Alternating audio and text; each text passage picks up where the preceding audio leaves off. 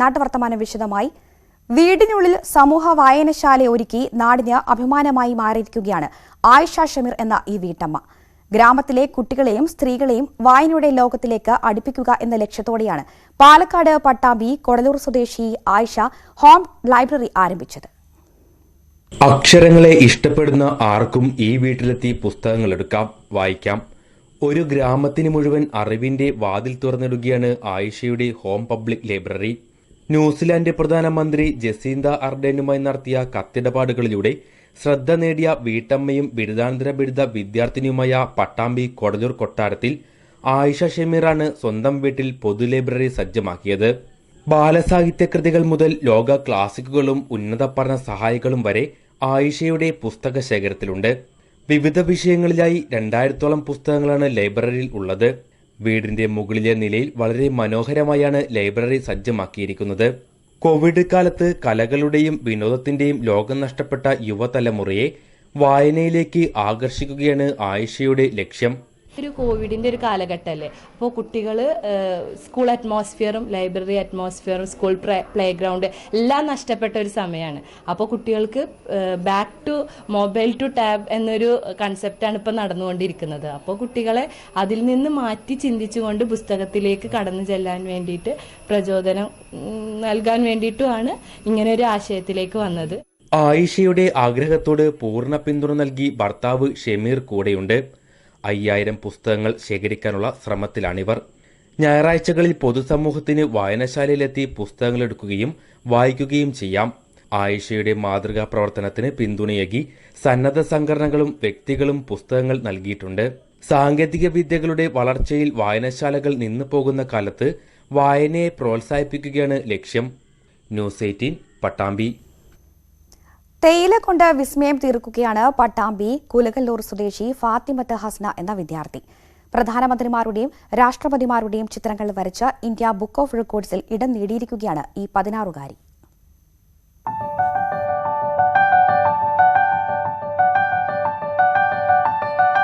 Lockdown കാലത്തെ ചിത്രരചനയിലൂടെ India book of record നേടിയിരിക്കുകയാണ് കുലിക്കലൂർ സ്വദേശി ഫാത്തിമത്ത് ഹസ്ന. വല്ലപ്പുഴ സ്കൂളിലെ +2 വിദ്യാർത്ഥിയാണ് ഹസ്ന. മുൻ ഇന്ത്യൻ പ്രധാനമന്ത്രിമാരുടെയും രാഷ്ട്രപതിമാരുടെയും ചിത്രം തേയില കൊണ്ടാണ് വരച്ചത്. ചെറുപ്പം മുതലേ വരക്കൊക്കെ ചെയ്യായിരുന്നു. പിന്നെ സ്കൂളിൽ ആദ്യമൊക്കെ ചെറിയ ചെറിയ മത്സരത്തിനൊക്കെ പങ്കെടുത്തിരുന്നു. വലുത് ഇതിലേക്കൊന്നും പോയിട്ടില്ല, ചെറുതായിട്ടൊക്കെ വരച്ചിരുന്നുള്ളൂ. പിന്നെ ലോക്ക്ഡൗൺ ആയ സമയത്താണ് ഞാൻ കൂടുതൽ വരക്കാനായിട്ടൊക്കെ തുടങ്ങിയത്. ആ സമയത്താണ് ഇങ്ങനെ ചായപ്പൊടി കൊണ്ട് ഇൻസ്റ്റഗ്രാമിലൊക്കെ ഓരോരുത്തർ ചെയ്യുന്നുണ്ട്. അപ്പോൾ അതുപോലെ വെറുതെ ഇങ്ങനെ വരച്ച് നോക്കി. അപ്പോൾ ഇങ്ങനെ റെക്കോർഡ് ചെയ്ത് കണ്ടപ്പോൾ അതിൽ അപ്ലൈ ചെയ്തു. അപ്പോൾ ഇങ്ങനെ ഇത് വന്നു മെയില്. പിന്നെ കലിഗ്രാഫി വർക്കുകളൊക്കെ ചെയ്യുന്നുണ്ട്. അതൊക്കെ ഇപ്പോൾ ഓരോരുത്തർ വന്ന് വാങ്ങിക്കൊണ്ടുപോകണമൊക്കെ ഉണ്ട് ചെയ്തു കൊടുക്കുമ്പോൾ. ജനുവരിയിലാണ് റെക്കോർഡിനായി ചിത്രങ്ങൾ അയച്ചു നൽകിയത്. കഴിഞ്ഞ ദിവസം ചിത്രങ്ങൾ തിരഞ്ഞെടുത്ത അറിയിപ്പും രേഖകളും ലഭിച്ചു. ചിത്രരചനയുടെ പുതിയ രീതികൾ അറിയുവാനും സ്വന്തം കഴിവുകളെ കൂടുതൽ ഉപയോഗപ്പെടുത്തുവാനുമുള്ള ശ്രമത്തിലാണ് ഹസ്ന. കാലിഗ്രാഫിയിലും ഹസ്ന കഴിവ് തെളിയിച്ചിട്ടുണ്ട്. കുലിക്കലൂർ മറ്റാന്തരം ഹംസ ഫൗസിയ ദമ്പതികളുടെ മകളാണ് ഫാത്തിമത്ത് ഹസ്ന. ന്യൂസ് 18 പട്ടാമ്പി. വീട് മുഴുവൻ ജീവൻ തുടിക്കുന്ന ചിത്രങ്ങളാൽ മനോഹരമാക്കിയിരിക്കുകയാണ് ഒരു കലാകാരൻ. കോഴിക്കോട് മുക്കം മാമ്പറ്റ താമരക്കുളം ഇല്ലത്ത് വിപിൻ ദാസ് ചുമർ ചിത്രകലയിലും ശില്പനിർമ്മാണത്തിലും വിദഗ്ധനാണ്. വിപിന്റെ സഹോദരൻ ശ്രീഹരി ആകട്ടെ മനോഹരമായി ഓടക്കുഴലും വായിക്കും.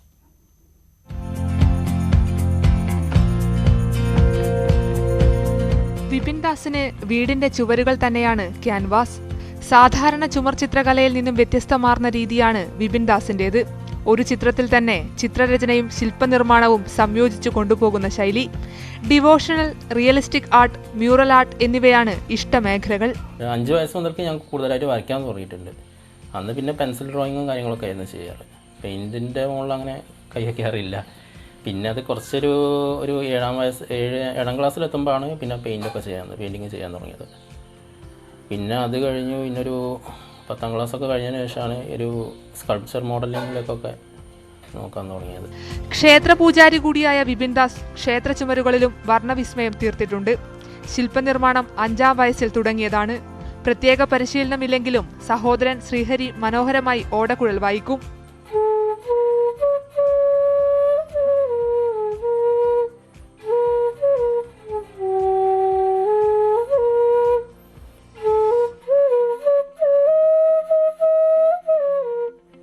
വർക്ക്ഷോപ്പ് ജീവനക്കാരനായ അച്ഛൻ പത്മനാഭനും കലാകാരനാണ്.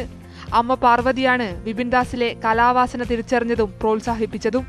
പാടത്തിൻ്റെ സൈഡിൽ കാണുന്ന മണ്ണുകൊണ്ടാണ് ശിവലിംഗം ഉണ്ടാക്കിയത്. അത് തുടങ്ങിയതൊന്നും ഞാൻ കണ്ടില്ല. ഈ ശിവലിംഗം ഉണ്ടാക്കി വെച്ച് അതിൻ്റെ അടുത്ത് ഇങ്ങനെ ഇരിക്കുന്നതാണ് കണ്ട് 3 വയസ്സാവുമ്പോൾ.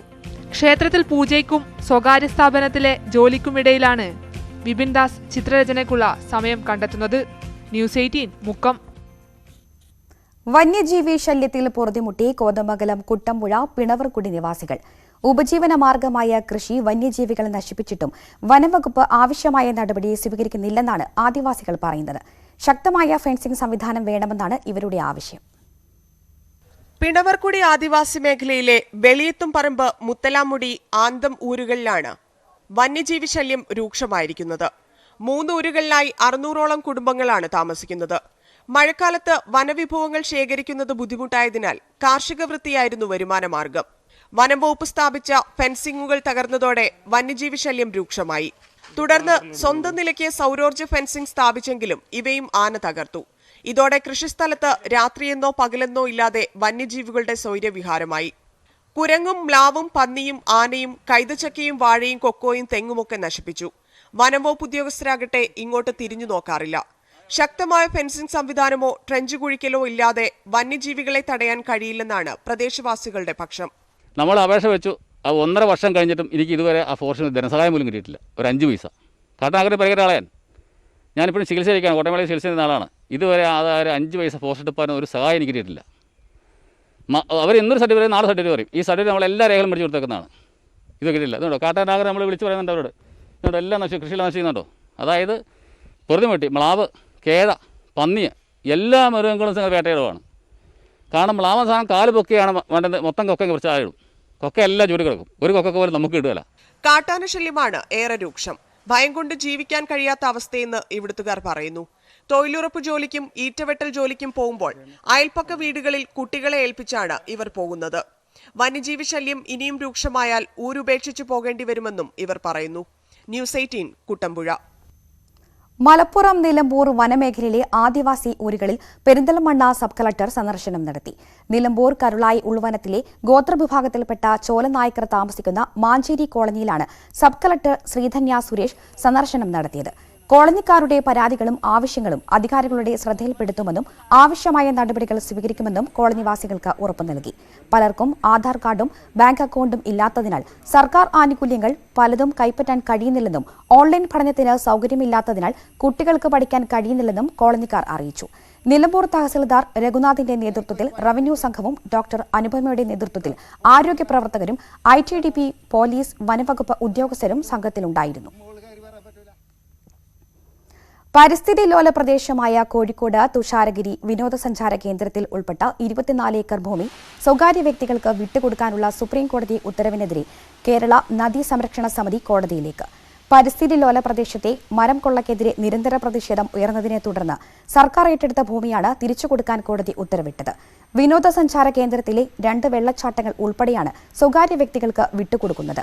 ഇതേ തുടർന്നാണ് വനഭൂമി സംരക്ഷിക്കണമെന്നാവശ്യപ്പെട്ട് കേരള നദീ സംരക്ഷണ സമിതി സുപ്രീംകോടതിയെ സമീപിക്കാൻ തീരുമാനിച്ചത്.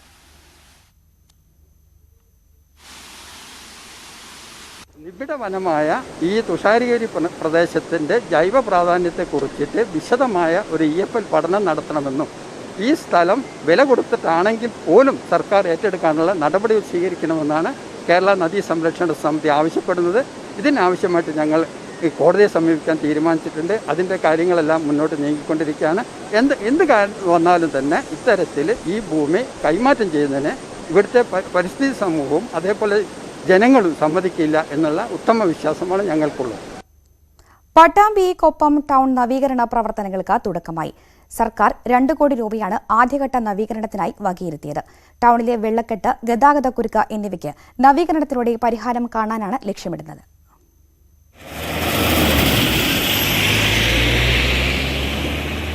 കൊപ്പം ടൗൺ നവീകരണത്തിന്റെ ഭാഗമായി ഡ്രൈനേജ് നിർമ്മാണം അടുത്ത ദിവസം തുടങ്ങും. ടൗൺ നവീകരണം എന്ന ആവശ്യത്തിന് വർഷങ്ങളുടെ പഴക്കമുണ്ട്. മഴ പെയ്താൽ കൊപ്പം സെന്ററിലും വളാഞ്ചേരി കുലുക്കല്ലൂർ റോഡിലും വെള്ളക്കെട്ട് രൂക്ഷമാണ്. മണിക്കൂറുകൾ ഗതാഗത കുരുക്കും പതിവാണ്. ഇതിനെല്ലാം പരിഹാരം കാണുകയാണ് ലക്ഷ്യം. സംസ്ഥാന സർക്കാർ 2 കോടി രൂപയാണ് ആദ്യഘട്ട പ്രവർത്തനത്തിന് വകയിരുത്തിയിരിക്കുന്നത്. സർവേ ഉടൻ നടത്തും. ഇതിന്റെ ഭാഗമായി പൊതുമരാമത്ത് ഉദ്യോഗസ്ഥരും ജനപ്രതിനിധികളും സ്ഥലം സന്ദർശിച്ചു. KIFC-യുമായി നമ്മളെ ആ പ്ലാൻ അവതരിപ്പിക്കുകയും അതിൻ്റെ മാർഗനിർദ്ദേശങ്ങൾ അംഗീകരിച്ചുകൊണ്ട് അതിനുള്ള മുഴുവൻ പ്രവർത്തനങ്ങളും ഏറ്റെടുക്കാമെന്നും MLAയുടെ നിർദ്ദേശപ്രകാരം തന്നെ PWD ഉദ്യോഗസ്ഥരെ നമുക്ക് സമ്മതം അറിയിച്ചിട്ടുണ്ട്. മലബാർ പ്ലസ് കൺസ്ട്രക്ഷൻസ് കമ്പനിയാണ് പ്രവൃത്തി ഏറ്റെടുത്തിരിക്കുന്നത്. 3.75 കോടി ചെലവിൽ BMBC പ്രവൃത്തി നടത്താനുള്ള കൊപ്പം വളാഞ്ചേരി റോഡിന്റെ പ്രവൃത്തിയും ഈ കമ്പനി തന്നെയാണ് ചെയ്യുന്നത്. അടുത്ത ദിവസം തന്നെ റോഡിന്റെ നിർമ്മാണം തുടങ്ങും. ന്യൂസ് 18 പട്ടാമ്പി. ഓണത്തെ വരവേൽക്കാൻ കാക്കപ്പൂ വസന്തമൊരുക്കി കണ്ണൂർ ഞണ്ടുമ്പലം പാറ. മലബാറുകാരുടെ ഓണപ്പൂക്കളത്തിൽ നിറഞ്ഞു നിന്നിരുന്ന കാക്കപ്പൂക്കൾ ഇന്ന് അപൂർവ കാഴ്ചയായി മാറുകയാണ്. എല്ലാം കൊണ്ടും ഞണ്ടുമ്പലം പാറ പ്രകൃതി സ്നേഹികളുടെ ഇഷ്ടകേന്ദ്രമാവുകയാണ്. ശ്രീനി ആലക്കോട്, ന്യൂസ് 18 കണ്ണൂർ. കാർഷിക കേരള.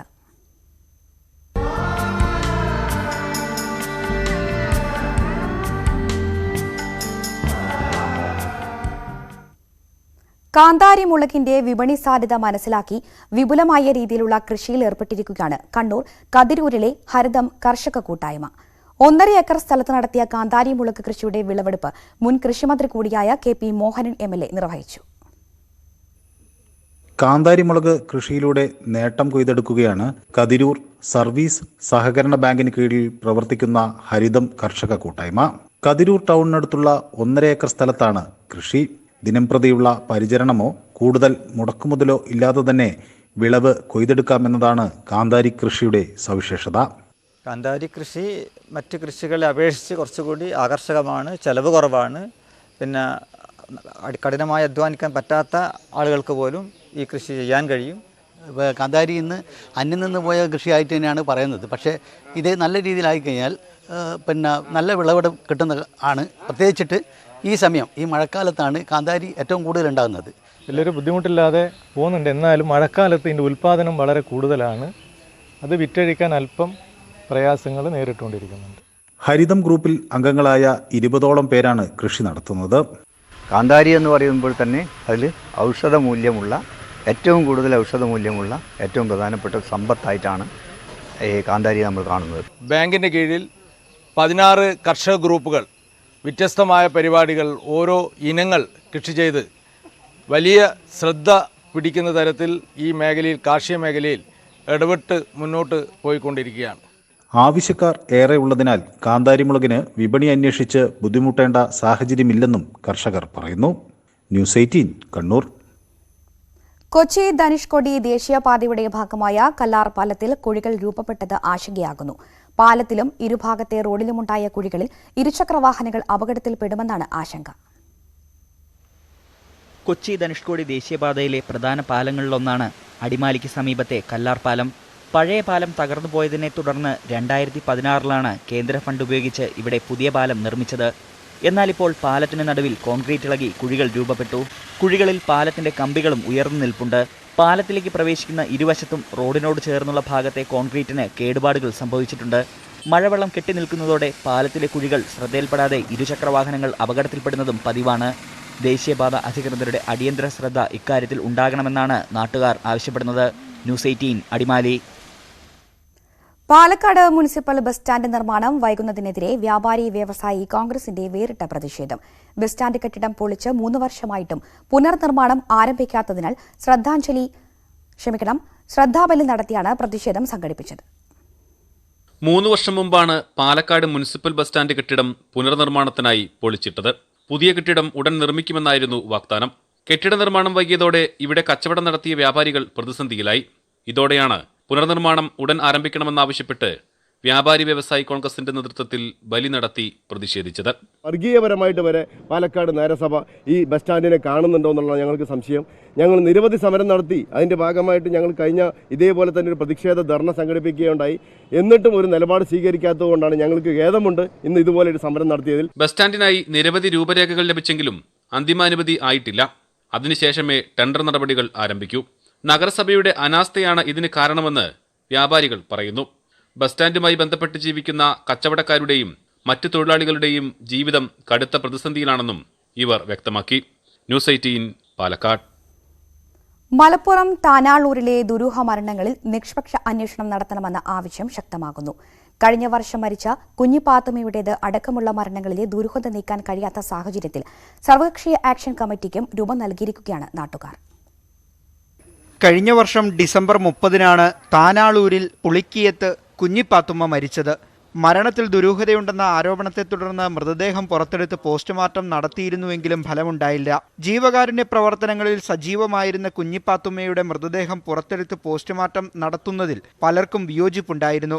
പോസ്റ്റ്മോർട്ടം കഴിഞ്ഞ് 1 മാസം പിന്നിട്ടിട്ടും മരണത്തിലെ ദുരൂഹത നീക്കാനാകാത്തതിൽ നാട്ടുകാർക്ക് അമർഷമേറെയാണ്. നിലവിലെല്ലാ രേഖകളുണ്ട്.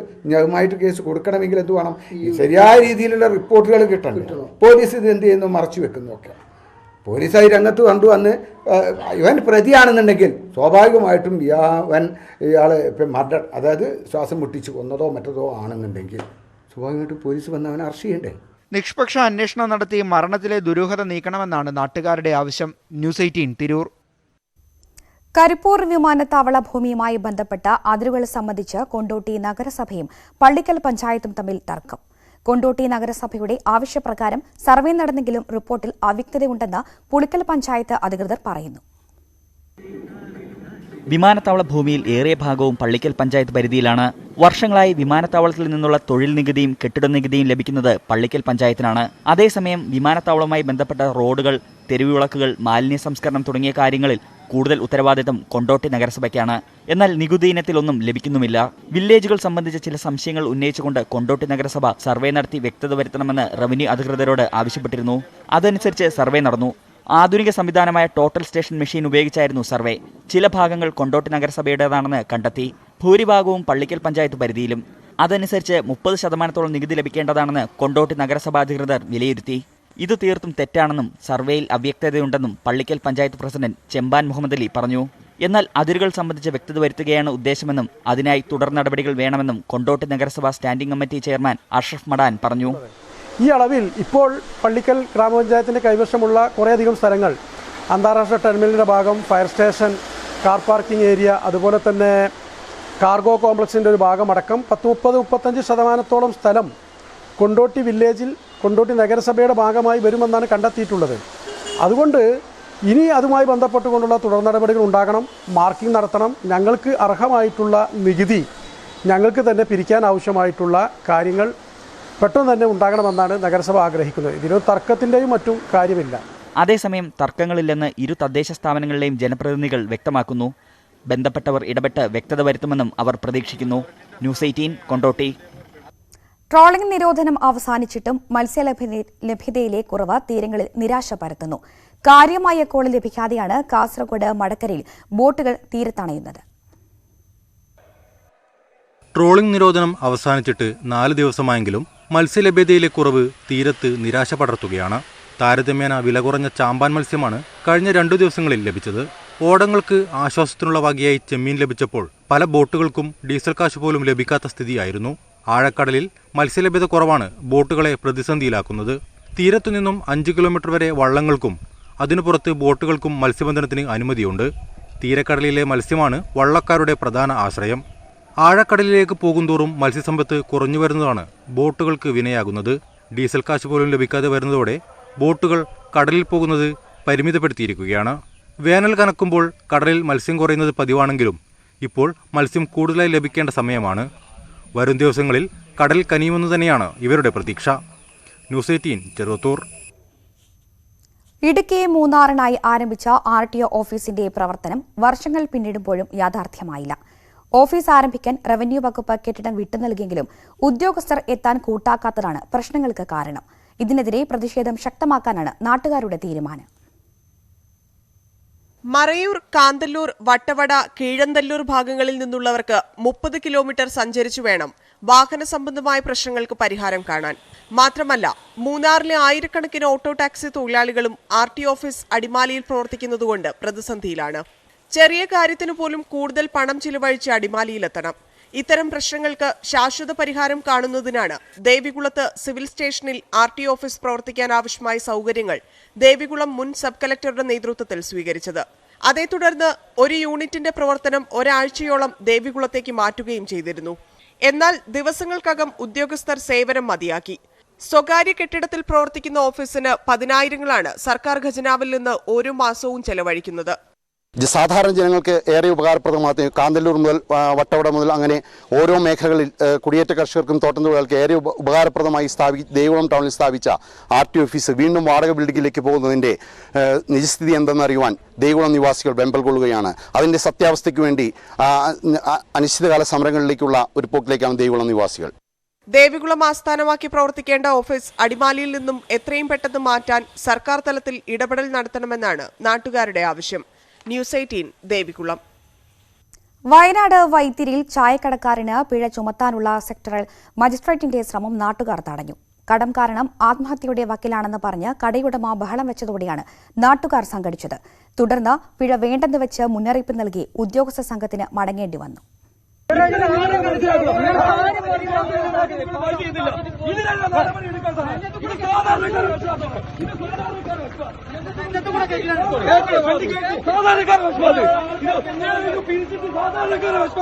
വയനാട് പഴയവൈത്തിരിയിലാണ് സംഭവം. ചായക്കടയ്ക്ക് മുന്നിൽ ആളുകൾ കൂട്ടം കൂടിയെന്ന് പറഞ്ഞായിരുന്നു സെക്ടറൽ മജിസ്ട്രേറ്റ് ചായക്കടക്കാരന് പിഴയിടാൻ തുനിഞ്ഞത്. പിഴയടയ്ക്കാൻ വഴിയില്ലെന്നും ആളുകൾ കൂട്ടം കൂടി നിന്നിട്ടില്ലെന്നുമായിരുന്നു കടയുടമ ഷമീറിന്റെ പ്രതികരണം.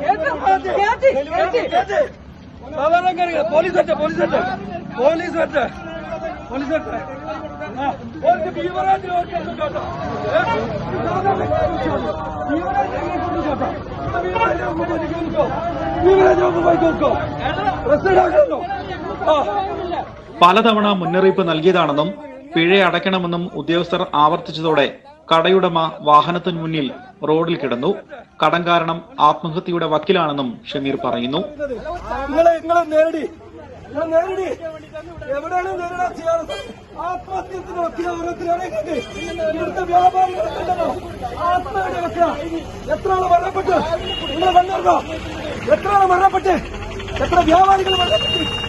സാധാരണക്കാരായ ചെറിയ കച്ചവടക്കാർക്ക് മാത്രം ഉദ്യോഗസ്ഥർ പിഴയിടുന്നുവെന്ന് ആരോപിച്ച് നാട്ടുകാരും പ്രതിഷേധവുമായി രംഗത്തെത്തി. തുടർന്ന് പിഴ ഒഴിവാക്കി മുന്നറിയിപ്പ് മാത്രം നൽകി ഉദ്യോഗസ്ഥർ മടങ്ങുകയായിരുന്നു. നിയന്ത്രണങ്ങൾ ലംഘിച്ചാൽ ശക്തമായ നടപടി ഉണ്ടാകുമെന്ന് ഉദ്യോഗസ്ഥർ വ്യക്തമാക്കി. ന്യൂസ് 18 വയനാട്. രാജ്യത്ത് എല്ലാവരും വാക്സിൻ എടുത്ത് കോവിഡിനെ പ്രതിരോധിക്കാൻ സജ്ജരാണെന്ന് ഉറപ്പാക്കാൻ നെറ്റ്വർക്ക് 18 പ്രതിജ്ഞാബദ്ധമാണ്. അതിനായുള്ള ബോധവൽക്കരണമാണ് ഫെഡറൽ ബാങ്കുമായി ചേർന്ന് നടത്തുന്ന Sanjeevani campaign. Health expert Apollo 24/7 ഈ ദൌത്യത്തിൽ പങ്കാളിയാക്കുന്നു. കൂടുതൽ വിവരങ്ങൾക്ക് moneycontrol.com/sanjeevani എന്ന വെബ്സൈറ്റ് സന്ദർശിക്കുക. നാട്ടുവർത്തമാനം പൂർത്തിയാകുന്നു. നമസ്കാരം.